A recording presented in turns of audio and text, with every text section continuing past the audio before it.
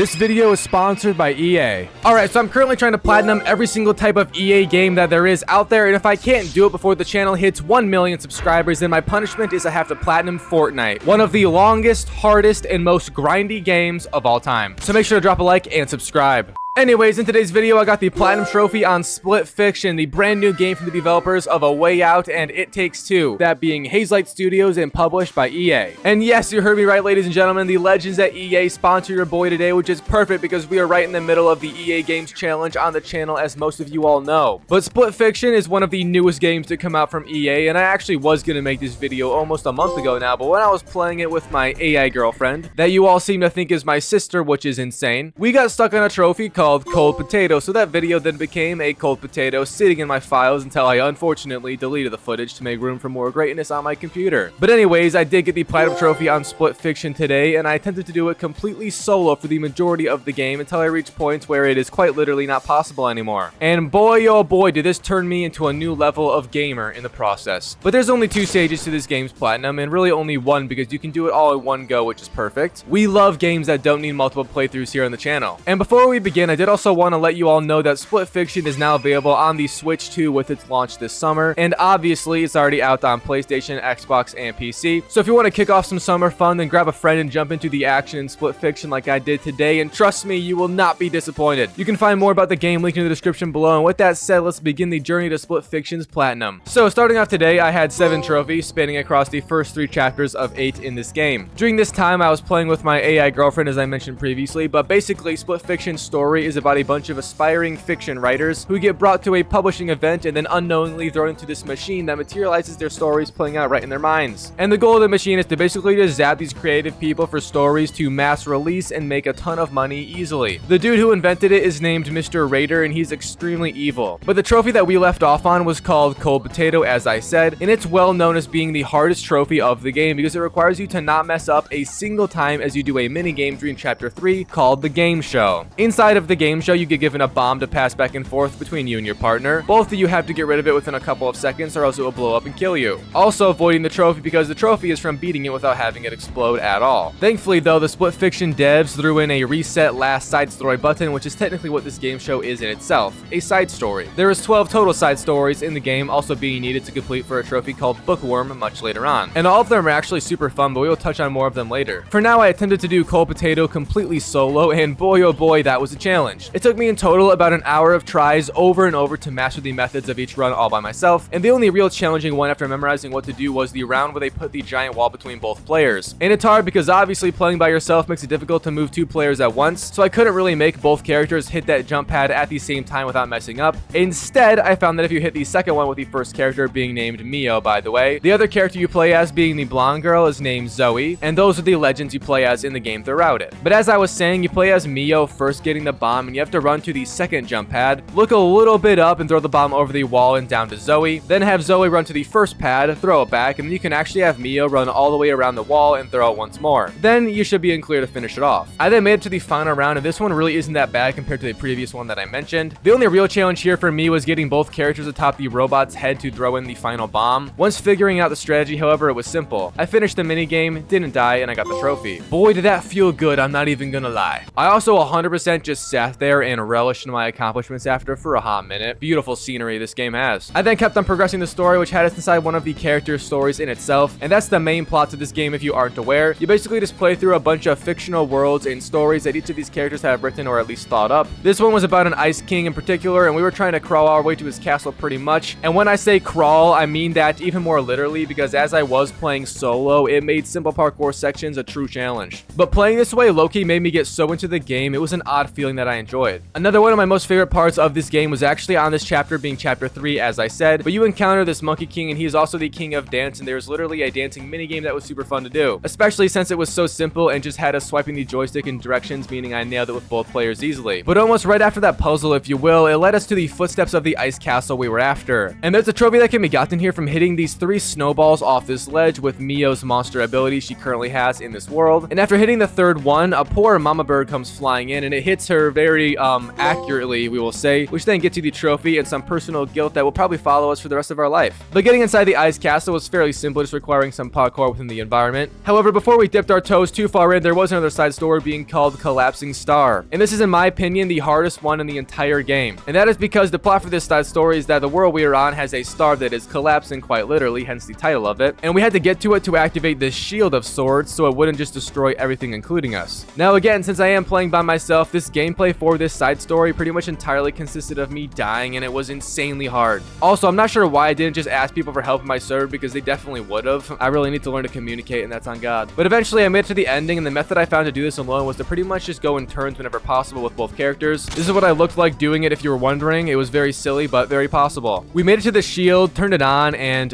it didn't quite work, I don't think. But hey, Mio and Zoe made it out alive, so that's all that matters. But then both characters made it to a boss fight against the Ice King, who, fun fact, is just a giant evil cat, which is kind of interesting. The fight, however, was actually very simple, and the main way you damage the boss is by shooting up this ball that Zoe's tree ability can interact with, and then do massive damage on the Ice King boss. Once doing that enough times and draining the health bar, you do win, and the Ice King goes back to being just a little kitty cat. But don't be fooled, that thing is evil. So that was then it for chapter 3, and I began chapter 4, which took place in one of Mio's stories, this time having both characters as these action superheroes. There was loads of combat, and as you all know, that's pretty much a wet dream for me, so I enjoyed this chapter a lot. Whenever the developers at Hazelight Studios give us a ton of action, it's always a ton of fun, respectively, so W game, I love this chapter. A little bit dreenit as we were just progressing through the facilities to our goal. We did run into another side story, and this one is the easiest and fastest of them all, consisting of quite literally just a race between the two characters and these gliding mechanics or flying mechanics that made for a very fun time. Although playing solo, I'm not sure if I won the race or lost it, but either way, it was fun for me. And also at this point, I had gotten like surprisingly good at playing the game solo, so I was kind of just normally playing it at this point. Very odd, but whenever you give me a game and I get into it, I tend to get very good at such game, and it's a perfect combo. Split Fiction is also a game where anyone out there can enjoy it because it's honestly a super good story game and it has a ton of emotion that got poured into it, which is very clear when you play. But as usual with this game's chapters, we got to fight another boss during this one as well, like the others. This time on the chopping block was a boss named the Factory Warden. And this fight is much harder than the previous one because the only way to damage the boss at first is to shoot his legs armor plating off with both characters' respectable colors. But then you end up having to parkour atop Acid as he also attacks you, which posed a bit more of a threat than before. Still, however, I was able to finish it with relative ease, and it actually ended with us crushing the poor thing with a press. Now imagine we did this to the poor Ice King cat. That's crazy. Speaking of cats, funnily enough, the next side story, which was still during this superhero chapter, had us trying to chase down 3 cats that ran away from us entering the world. Doing so is very easy, by the way, but there's also 2 trophies that are gotten during this side story itself. The first one was from grabbing a magic wand and using it on another character, turning them into a chair, then sitting on them for a trophy called Chair the Load. And following that, you can then both use this potion stand to make every type of potion there is on the little display, having to drink them after each construction. Once making all the types of potions and drinking them, the trophy called Potion Chef pops as well. So there's 2 easy trophies inside of this easy side story, and I love Split Fiction. And during this chapter 4, still playing as the superhero soldiers, it eventually orientates the game into a 2D perspective, which is something that the developers have done in the past, and I was always a massive fan of this when I did make a video on It Takes Two. But during this 2D gameplay, you can also get a trophy at some point when you reach the portal portion of the puzzles and parkour, and it's called Cake Is Not a Lie, which is a little Easter egg or reference to the video game Portal, gotten by doing that infinite portal thing where you just jump into 2 over and over and over. You then fight a boss during this 2D gameplay as well, which is very cool. Its name is the Overseer, and this is like the dude who runs the factory we were in, if you can't tell by his name being the Overseer. But at first you just do some basic shooting at his head, dodging attacks, trying not to die. But then the way you take him out is by shutting this very big door between his head, and I mean that literally. We popped the poor dude's head off. Also, we stole his eyes, which then worked as jetpacks for us in the rest of this chapter, and I'm officially in love. Using those jetpacks, you can also reach another side story, which had yet again a very cool new gameplay mechanic, having us in a sketch world. And this was unironically fun to the point where I now want a full game just like it was in the sketch world. Cinema, baby. Anyways, that was basically it for chapter 4, because then the entire facility began to fall apart and blow up, having us ride these water jet skis through its destruction to escape it, and my god, was it fun. Everything in this game goes hard, and I actually don't think it has a weak chapter in it like a lot of other good games do. It's insane. But once you do right out of the facility being destroyed, you make it to an open ocean, and then after some dialogue, a glitch appears because we beat the system. However, this time it brought us to a kind of corrupt parkour world with some very challenging parkour because there was a tether between the two, and going too far apart kills you both. Now, I was still riding solo here in Split Fiction, so this was a challenge, but as I said, doing things in parts made it easy. I did at one point, however, have to use both characters at once, and I almost pulled a gun on the solo run and brought in one of my friends. However, I managed to do it, and I'm convinced since this is the furthest anyone has ever gotten solo. Anyways, this little intermission place ends with you again finding another glitch in the system, and then being sent to, yet again, another new story to explore. This time it consisted of dragons, which was awesome. Everyone loves dragons, let's be real here. But it had a ton of puzzles on it, especially in the beginning of the chapter, and you had to interact with this little holster by placing a dragon egg in it. A ripple of electricity or power then gets sent off, and you had to then place the other character's egg in it to continue the chain, having to do this 4 times total, including the final one. And this is when I had to hang up the gloves of the solo run because it's impossible to do this solo. And trust me, I tried for an hour and a half to get it done by myself, but I just couldn't do it. The timing is simply not possible, and you have to move 2 characters at the same time, and you cannot do that by yourself. If you don't believe me, I also went so far as to find the glitch to do this first one fast by placing the egg at an odd angle, then spamming circle and moving my person forwards. It doesn't work every time, but if you do it enough and get slightly lucky,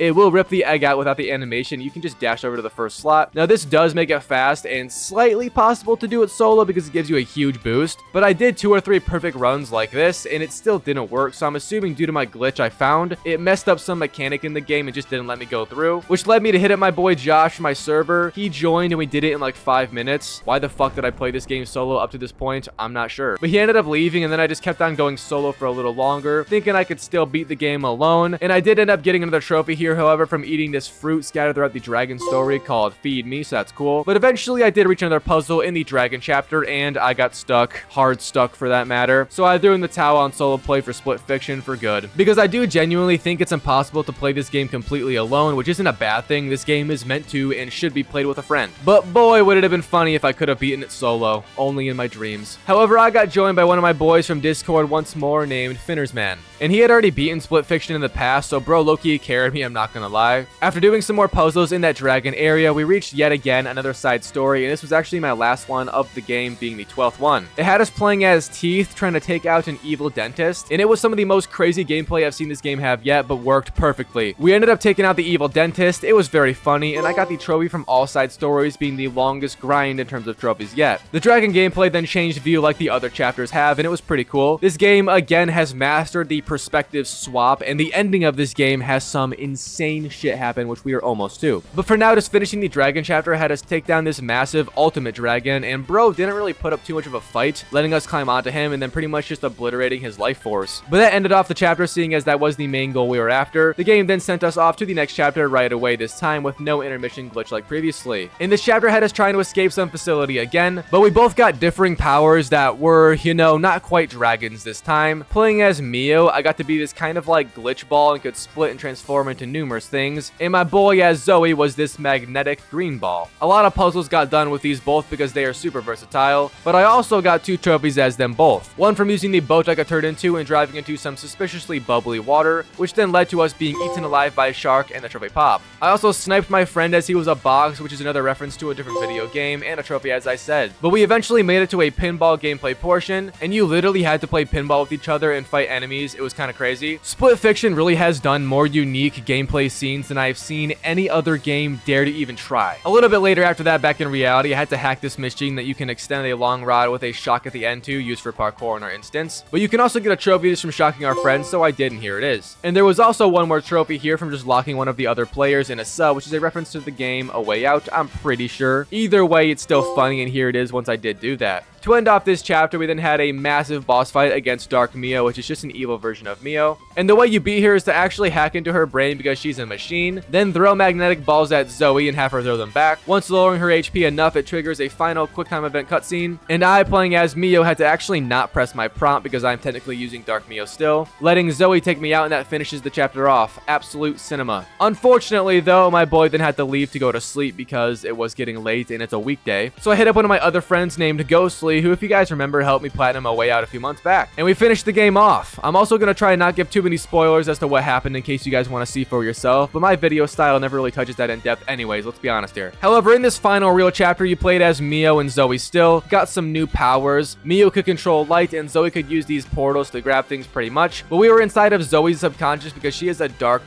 past that she is buried. Now that's my personal coping method also, so I guess that's bad. I might need to seek therapy. But during it, we also found the last bench of 6 in the game. For context, this is the only collectible of Split Fiction. Just find all 6 of them and sit on them. And they are all typically in the main story paths as well, so it's not really that hard to do this, and I did getting the trophy. My only trophy left now is to just finish the game, and that platinum is all ours. But this chapter ended off with a scene having us fight a Hydra, which resembles Zoe's bad side of her, and the fight was fairly simple until we actually lost Zoe's medallion, which was Mio's other half medallion, and our powers no longer function completely. Thankfully though, the dumb Hydra ate us, and while inside of the thing, we found it, put together a little weapon, and cleaned poor Zoe's heart of the darkness she was holding onto, which finished the chapter off. You then see the final real cutscene, and it shows Raider, who is the villain of the game, absolutely losing it. His machine is falling apart, probably about to explode, so he resorts to a final effort and rips into our bubble, entering our stories. Now talk about glitches, he caused us to play 2 different stories at the same time, and it was very trippy, but probably the most unique gameplay I have ever seen a game use. It's actually crazy how they did this and made it work so good, but you basically just play through the ending as you get chased by Raider over and over and over. It's just peak, bro. Not much else can be said. Ultimately, Mio and Zoe shut down Raider, literally, then just walk out of the place as new friends for life. It then flashes forward and their adventure got published as a book called Split Fiction, Breaking the Fourth Wall. This game has everything now. Some credits roll and the BFF trophy pops from beating the game, and the Platinum trophy pops along with it. So that was the Split Fiction Platinum trophy experience. I want to say a huge thank you once more to EA for sponsoring this video. Truly couldn't be more grateful, and this game is genuinely a banger, so I recommend it regardless of the sponsor. But as I said, you can click the link in the description to learn more about Split Fiction. It's out now on the Switch too, but also on PlayStation, Xbox, and PC. 10 out of 10 game, absolutely amazing. Now before I go, I do want to say a huge thanks to the people who helped me make this, spanning from my AI girlfriend in the past to Josh, Finnersman, and Ghostly. Thank you all for the assistance, and yeah, that's basically it. I got some more videos on the way. Split Fiction was a banger, and thank you all for watching.